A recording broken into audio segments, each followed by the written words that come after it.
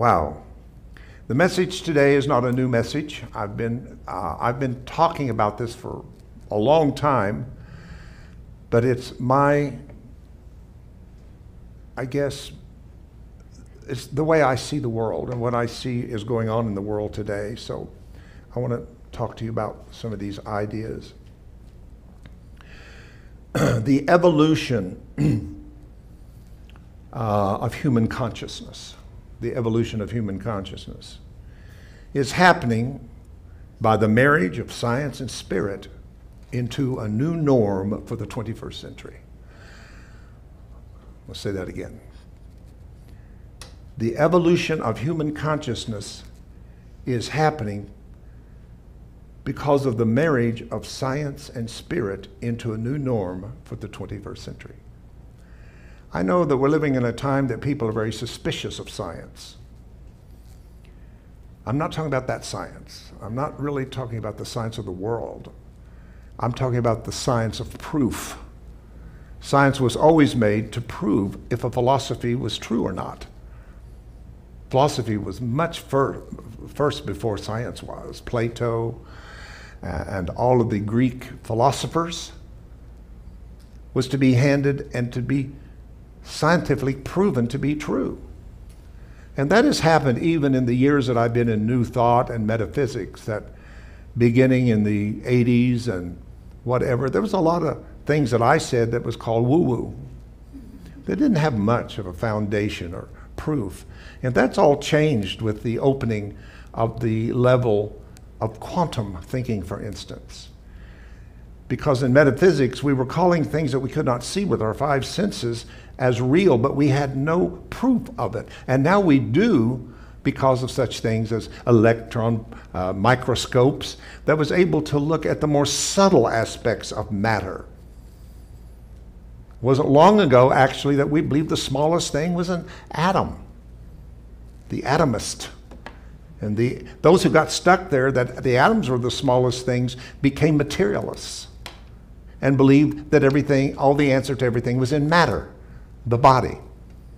And unfortunately, that still holds as a lot of the systems today, such as medicine and whatever else, that we still kind of believe that we can find the answer to the body in the body, at the body level. And we now can change that because we've gone deeper into the more subtle levels and found that atoms were made of smaller things. You know, then we discovered electrons, protons, and neutrons, and then we found smaller things in neutrinos. And finally, we just get smaller and smaller and smaller until we just ran out of things. And we entered into what I call the field. The Eastern people call it the void. But if I say void to you, you think I mean nothing. When I say void to you, I mean no thing. Hear the difference? Not nothing, but a no thing. Because it's from the no thing that everything comes from, in the field of potential and possibility. Now, religiously, we call that spirit. And now spirit has shifted into a new language called energy. We never said everything was spirit back in religion. I never said that. We could get the spirit. In my church, we got the spirit because we didn't have it. But they could help us get it. And spirit became something that was divided unto itself. And then there was the soul and there was the body, but there was the spirit. And then we kind of went further, and all of a sudden the spirit was in us. But if I'm saying spirit is in us, I'm saying us is in spirit. And again, the head of division and separation had shown its ugly head. But we're entering into a whole new paradigm, that everything is energy. Dr. O'Leary, who was a former astronaut, if you can remember, and also was the co-founder of International Association for New Science, tells us that we are heading into a new renaissance of science and consciousness. And here's what he says. We are on the threshold of our own transcendent evolution and adding the genie is out of the bottle. I don't care how many people want to make it greater, excuse me, and go back and think it was greater. My message to them, the genie's out of the bottle. And you're not going to stuff her back in the bottle again. And the answer is not in our past, but is in the field of our possibilities and potential to create something. New models of medicine, new models of science, new models of education, new models of religion, and every third dimensional system that's coming unglued at its seams right now, just as a caterpillar does. How can I not mention the caterpillar?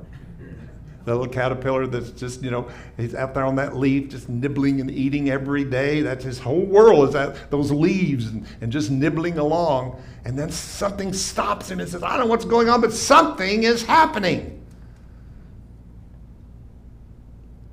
And something came alive in him. A different blueprint, a different DNA became awakened in him and shattered everything that he had learned as a caterpillar. Did not fit or work anymore. How many of you feel that way? Things that once worked for you just does not work for you because some kind of deep coding of a blueprint of DNA has awakened within your souls.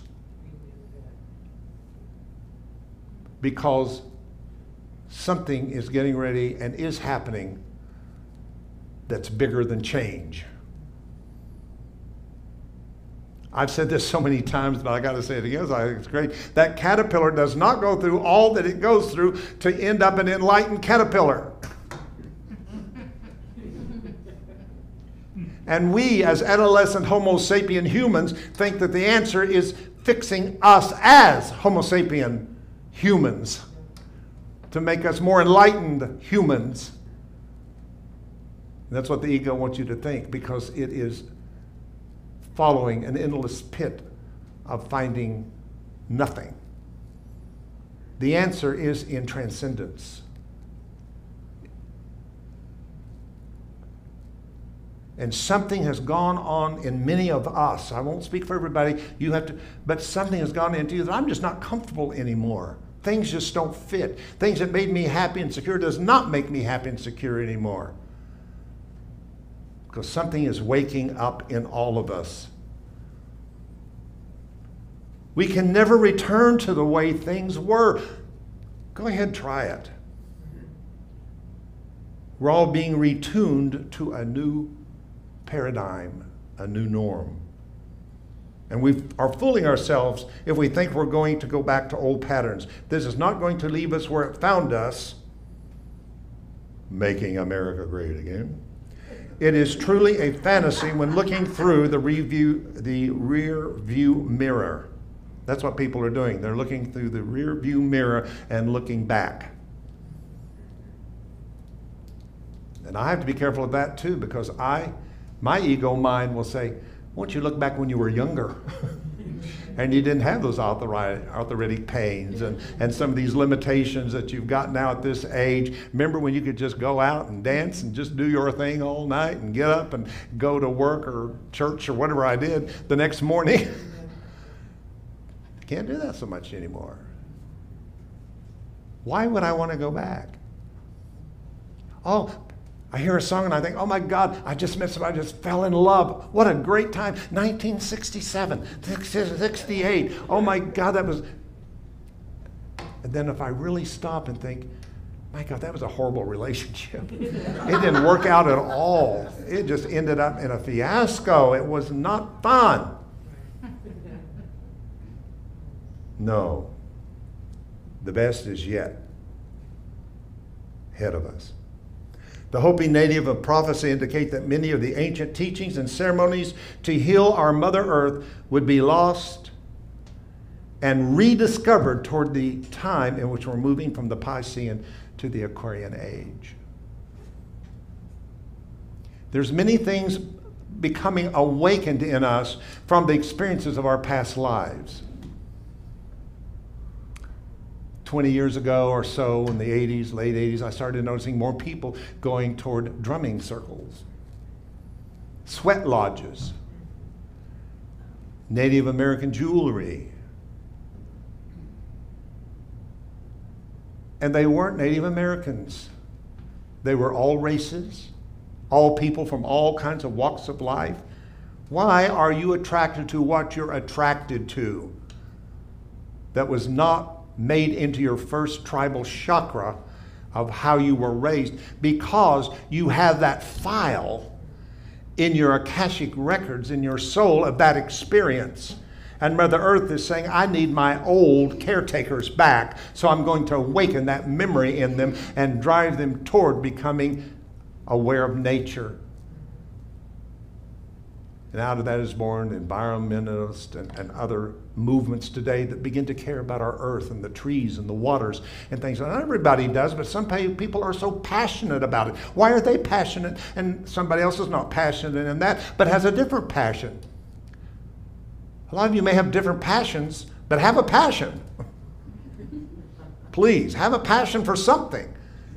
Because that passion is the awakening of some experience you've had. Who's to say you were not Native American or Mayan or something in another lifetime, and you had that experience in you that could be very important now? So what I'm saying, we're cross-culturing, cross-gender, cross-sexual identities. The lines are blurring. My goodness, I listen to people talking, they don't know what to call people anymore. There's so many different shades of human beings right now. People don't know who's where. You know, it used to be real easy. You was a man or you was a woman, you was gay or you was straight, you were black and you were white, you were this. And now we've got all this blending going out there we just don't know. Something is happening. Beverly Whitehead pointed out that many of us are the ones the Hopi were referring to. The ancient knowledge of our ancestors used to heal this planet and this earth is now returning to those who are open to it. Are you open? Meditation, prayer, all these things that we offer you are for the purpose of opening your heart to things you have forgotten about yourself and to more and more merge your experiences of what you have been in the past and forgotten to become the power of you now.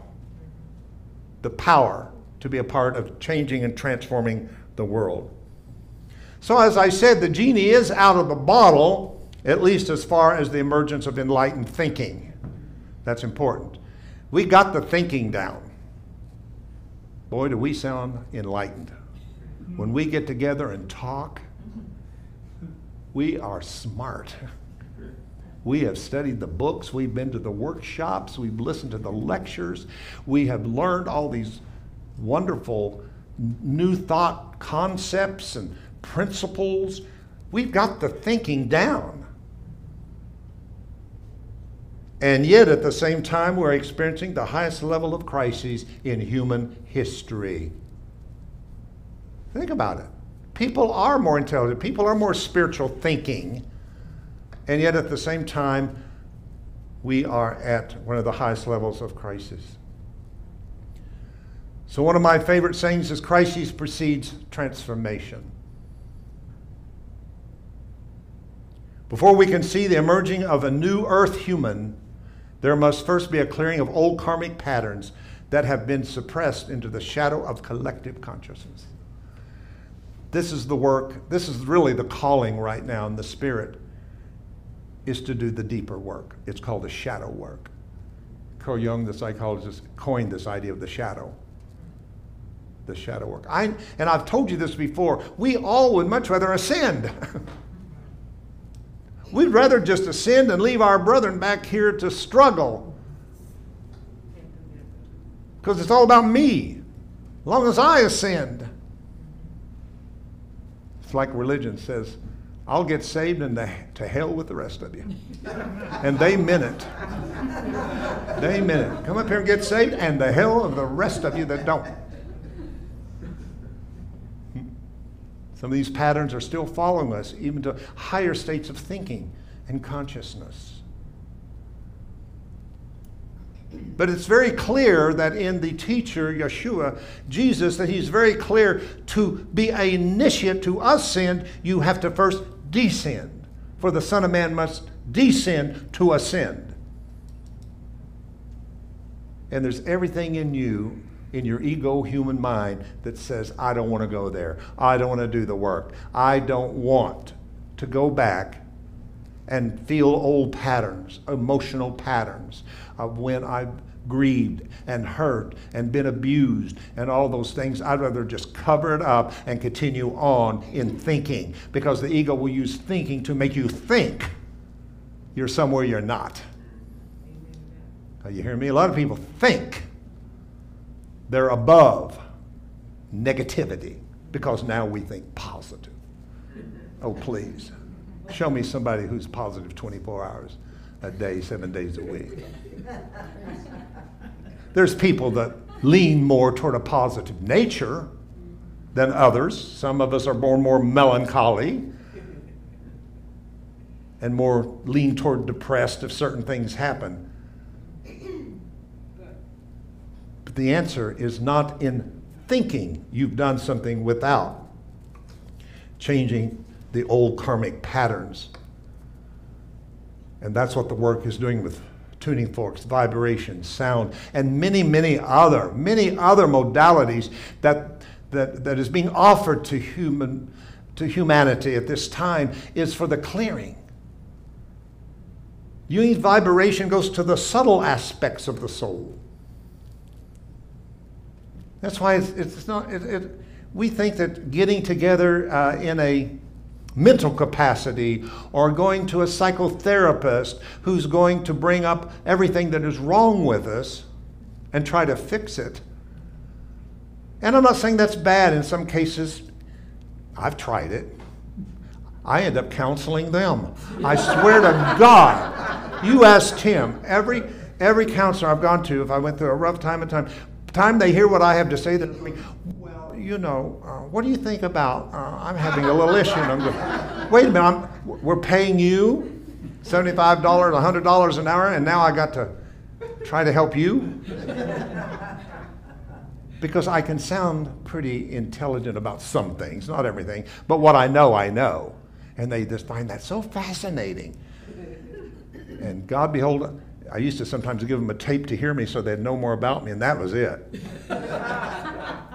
So I hope you hear what I'm saying to you, that we need to do these things in which we can go a little deeper. Physicists have observed the beginning of the transformation process. Individual molecules become increasingly unstable, disordered, and chaotic. I think that's kind of what describes the time we're living in. We live in a very unstable time. We live in a very disordered time. We live in a chaotic time. The bottom line, you're not safe in your own home. Somebody can come by and shoot 150 bullets into your house, as was done just recently here in Charlotte, killing a 3-year-old baby in this city, not far from here. That's going on. You can stick your head in the sand and say, I'm safe in my home, but there's nowhere to run. There's nowhere to hide. The genie is out of the bottle. So researchers have watched in amazement as more of these molecules of tranquility magically continue to separate themselves from the neurotic. So here's what they did. They were observing this whole transformation of atoms, hydrogen atoms, helium atoms, lithium atoms, all of the table of atoms. And at that time under Newtonian, they believed that this atom was separate from that atom. There was this atom, there was that atom. What they found out, it was all the same energy repatterned again and again. So this pattern of energy of that atom could transform itself into the pattern of this energy atom. But there's no way for, say, a hydrogen atom to become a lithium atom or whichever it is without disorder and instability and breakdown at the molecular level. What's going on here? Look at these molecules that has made up this atom has gone into an unstable, chaotic state. So just imagine all these molecules are running around. There's no order to them. They're totally in disorder. And they're not making anything because they've left what they were, but they haven't arrived at what they're going to become. They're out here in the state of change and transformation. But the coolest thing happened as they continued to watch this process. And for some reason, one molecule out of all the molecules that were unstable and chaotic left the chaos and came over here by itself and got quiet and still. Wow, what's going on?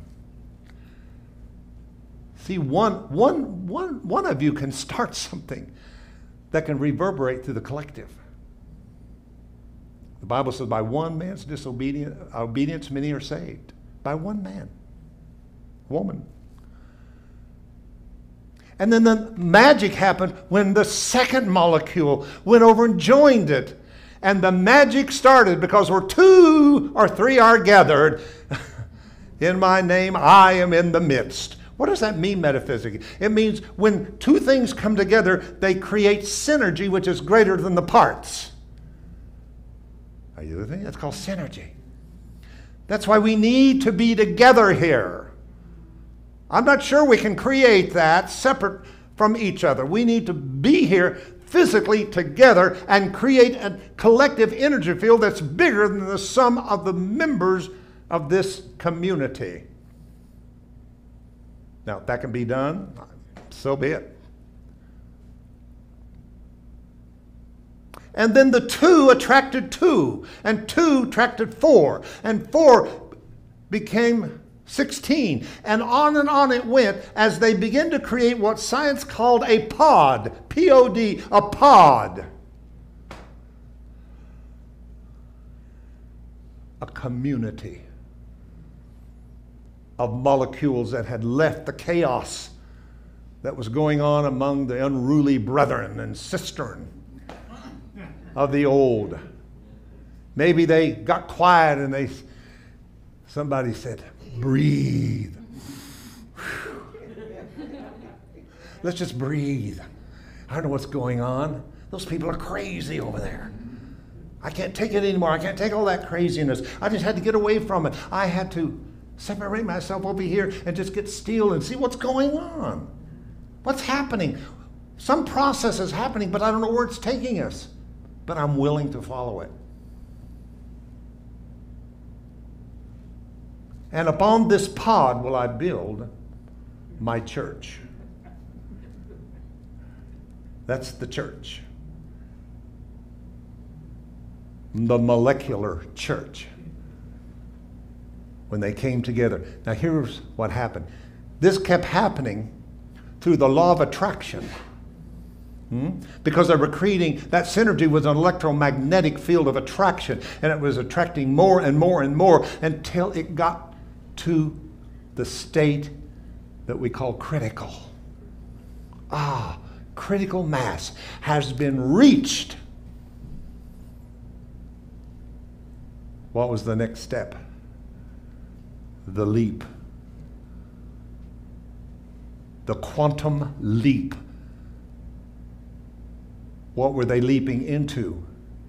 A new pattern. Same molecules, same energy. You can't destroy energy. You can change form, but you can't destroy the energy. And that's what I wish people get today. Okay, let's destroy them. And we'll be good. But you don't realize energetically we are them. And they are us. Yeah, let's shoot them. Let's get rid of them. Let's vote them out. Let's do this. And we think we can just rearrange the molecules of this third dimensional state and separate people off and we'll be fine. No, you got to do the same thing that I'm talking about here, and you got to change the pattern. And if one goes, we all go. Because we're only one begotten, individualized expression of the one source. Yes. I'm doing my best to try to think deeper about all this and feel deeper about all of this, that I don't fall into these trappings of this kind of revival of tribalism. Don't become a part of any tribe out there. Vaccine is not a tribe. Non-vaccine is not a tribe. Being for Trump is a tribe. Being for Biden is a tribe. I mean, everything has gone into little groups of tribes that are ready to fight. They need this message. And I can't do it alone. So I'm trying to give it to you, to raise you to become a part of a collective ministry to get this out to people that there is a better way.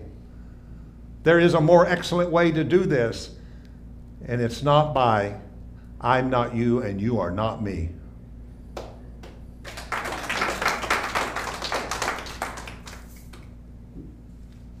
We've got to do the deep work. We've got to do the subtle work. It's important. Last week or so I talked about the first thing that we have to do is change our perception, shift our perception, and stop seeing what's going on through cynical eyes.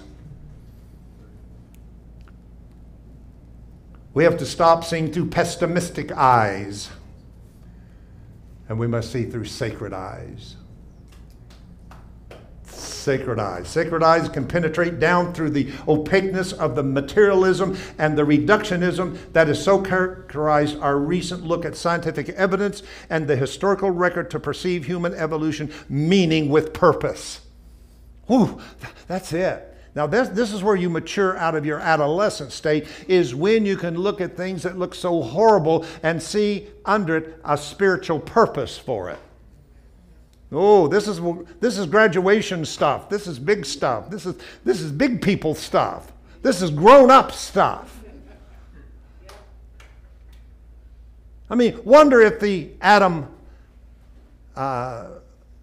the hydrogen atom, would have looked at the, and I'm just naming the lithium atom, whatever the next atom was, and said, wait a minute, I'm going to stay this. And if you want to be that, that's fine. But it couldn't be that without this changing. And between that is the chaos stage. You think your prayers haven't been answered? You're probably living the answer of your prayers. Oh yeah, prayers like, oh, whatever it is, God. Oh, whatever it takes, God. How many's ever prayed things like that? Maybe you got it. And now you're saying, my prayers haven't been answered. Yes, they have been. So here's the thing. When I was getting this, I was ministering that one weekend in Providence, Rhode Island, and I was going to go to Manhattan to speak. So I was on the train going to Manhattan. And of course, the train ended up at Central Station, 5 o'clock in Manhattan. Man, people were everywhere. It was just packed with people. And I went upstairs. There's a balcony to use the restroom, and then I was just stopping and looking at all this chaos. All this chaos. People going every direction, bumping into each other. It was just total chaos. And something said to me, but within every person, they know exactly where they're going. They know their destiny. They know what gate number they're going to. They have order in them, even though you're looking at disorder. Then I found out that quantum physics has so studied this that they have a whole department called the theory of chaos. And bottom line, that we can all understand, is this, that to all disorder is order. In other words, the only thing that causes disorder is the blueprint for a new order. Let us today just consider that maybe everything is exactly on target as it is supposed to be. And yes, we're in the place in which the molecules have all become unstable, and they're all over the place, and we don't know what to call it, and we've run out of labels, and we've run out of terms, and the old ones that stayed and didn't become the new pod are looking over here and saying, but I don't want to become that, I'll just stay this. And they're saying to them, come on back and make the hydrogen atoms great again.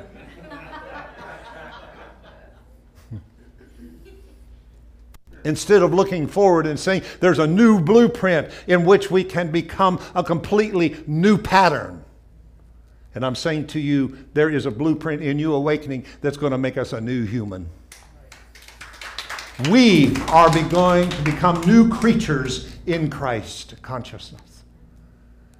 And I don't know about you, but I'm feeling it all the way. I started feeling in the mental because, you know, people see people like me and they think, they didn't have any depressed days. Man, he's the man of God.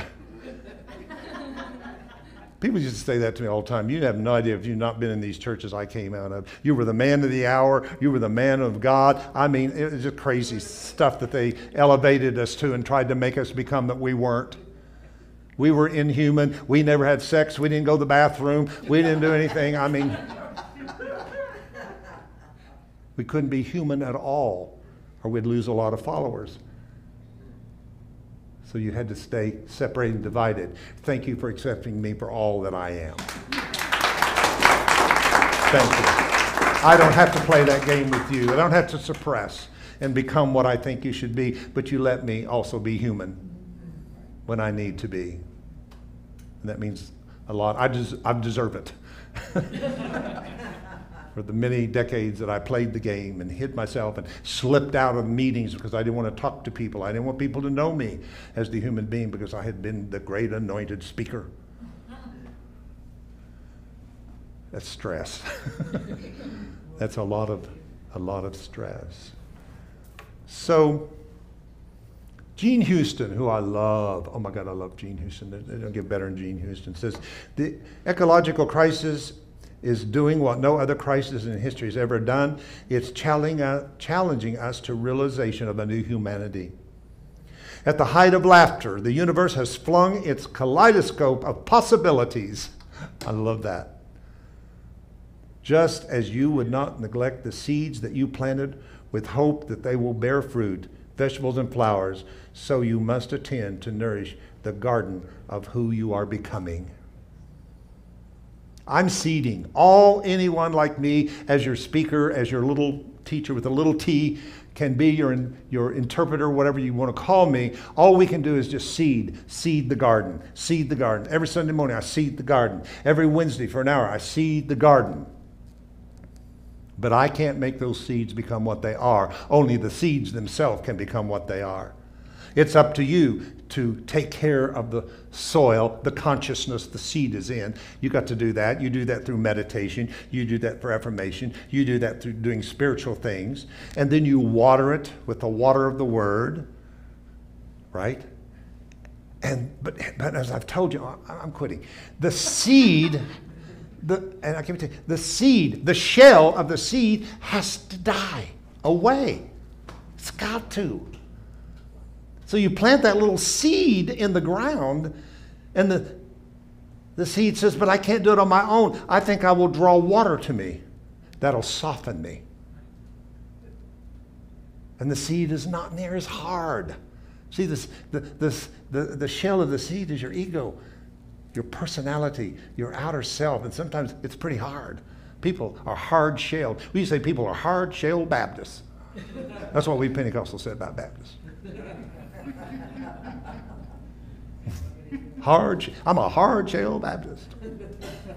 That means I'm not changing. This is it. What I believe is what I believe. It's what my mother believed, my grandmother believed, and this is what I'm going to believe to my dying day. And that person is asking for whatever's going to soften in their life. And if the water doesn't do it, it says, you know what? I'll even draw in some fertilizer. The you-know-what of our life. But again, it's used to soften until the outer shell falls away, and the fruit, the DNA of that tomato, the DNA of that asparagus, that DNA of the cabbage, whatever it is that it's going to become, because it's to become what it already is. It's not going to become something else. It'll become what it is. Oh my God, hear what I'm saying. If you know who you is, do you know who you are? If you know I am a divine spiritual being having this human experience, the only thing that can come out of you is who you truly are. Just as a tomato seed will become a tomato and a other seed will become the fruit that it is. It's already set. And all can come forth and all can be left is that which is the God part of you.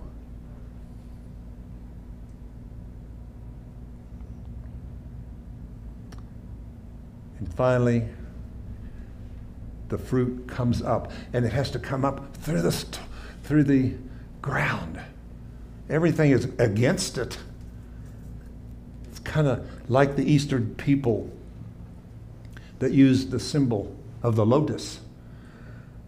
Why Buddha did that was because of the fact that he loved the idea that it was first planted, it grew in the mud. It came in the mud, and then it pressed through the water and then emerged outside of the water. And he said, if that's in us, through this symbol, it'll remind that no matter what you go through, that you will emerge eventually.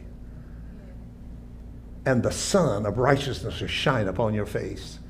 And in the healing of the sun, in the wings of the sun is healing. Healing from what? Illusion. Everything you thought you were that you are not created to be will diminish and flourish from you until all that is left is the expression of God in the earth.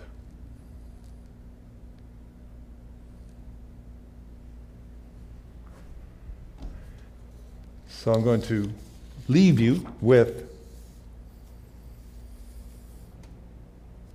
a poem, I guess it's called, from Christopher Fry. May you feel these words. Take a deep breath.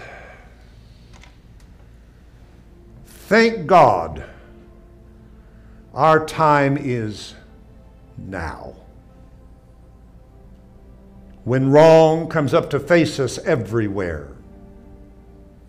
never to leave us until we take the longest stride of soul we humans ever took. Affairs are now soul size. The enterprise is exploration into God. Where are you? What are you waiting for? Waiting for, should be. It takes so many thousands of years to wake. But will you wake for pity's sake? That word is being thrown around today. Awake, awoke, woke. You know, the ego has its own version out there of every spiritual truth that is. It borrows truth, rearranges it, and puts its venom into it, its purpose, which is always separation. Now you got the woke people and you got the unwoke people. No, the woke people and the unwoke people need enlightenment. Everybody thinks the answer is the human dream. Oh my God, that's what's got us into trouble, is the human dream. America doesn't need to dream. America needs to wake up. And I mean now, for pity's sake. Our time is now. Things are soul size. Soul size, that means not just little chunks of it, but this is the whole karmic story is coming up into your life right now. But I want to encourage you and say that God will not put more upon you than you can bear. That anything that comes your way at some level, you have the wisdom and the power to take care of it, to move through this and come out the other side as that tomato or that fruit or that vegetable or that lotus flower.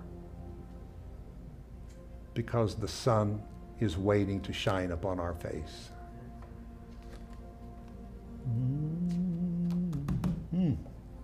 Just take a moment. Breathe in.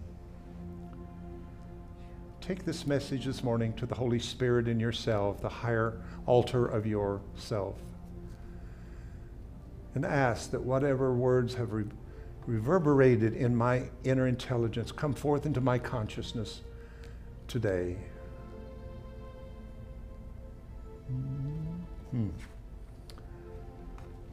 Just breathe it in.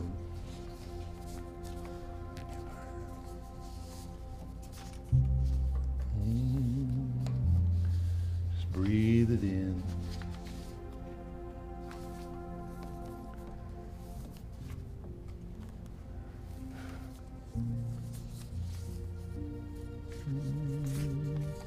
I just feel the presence. Let it do its work. Whatever work is going, if you need healing, if you need mental, physical, if you need ministering too, let the spiritual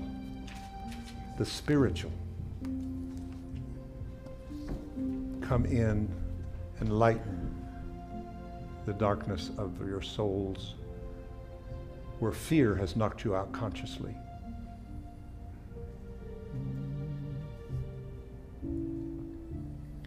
The veil upon my spirit has been lifted,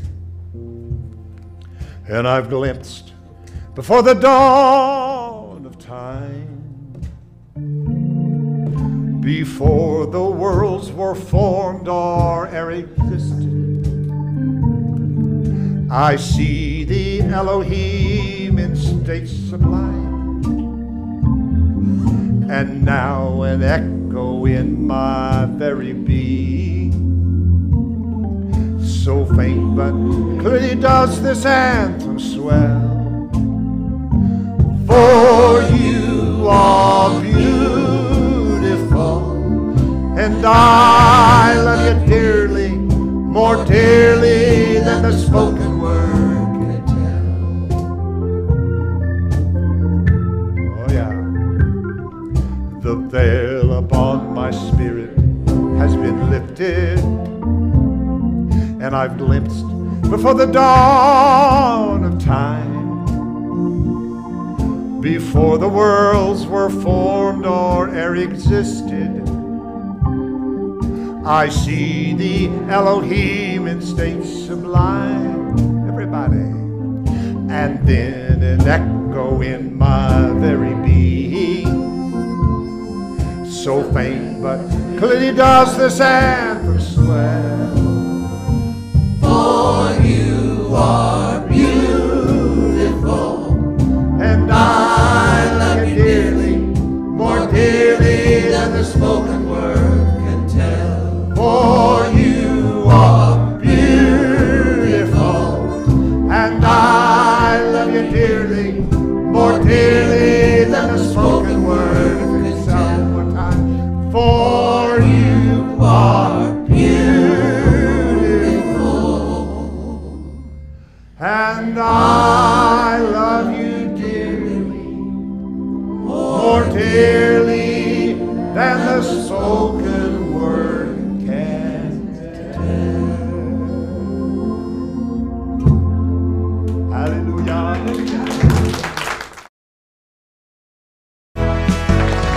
time to let your heart light shine. Time to let your